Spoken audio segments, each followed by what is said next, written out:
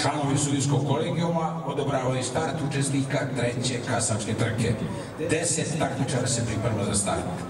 PGS, Monaco Star, Nole, Izdrubu Desajan, Amsterdam, Yamaha, Bukefal, Asteria, Lavazza, Filippo Di Poggio, Lionel H.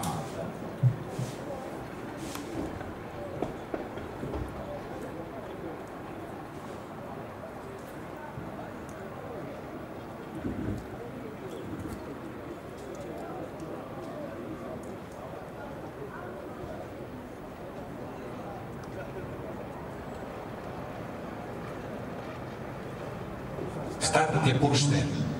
Da vidimo ko će se to odlučiti za lidersku poziciju. Nole sa Mirkom Oračićem mlađi preuzima vođstvo.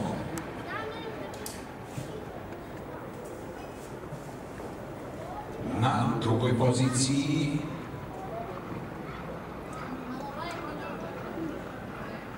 PGS i Andor Bereb. Vođstvo za startni broj 3, Nole i Mirka Oračića. Amsterdam Yamaha sa treće pozicije ugrožava poziciju PGS. Bukefal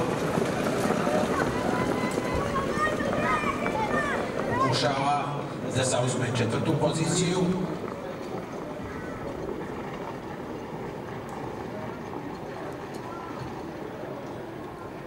Nole je odmakao svojim rivalima i ima prednost sada već od nekih 20 metara. U poteru za njim kreće i Monaco sa Josipom Gabrićem mlađim. Odluka sudijskog kolegijuma, izlučenje startni broj 6. Bukefal, vozač Nemanja Mašić, drugu galop. Monaco Star sa Josipom Gabrićem je pretekao vodećeg. Isključenje startni broj 1 PGS, dug galop na puštanje staze.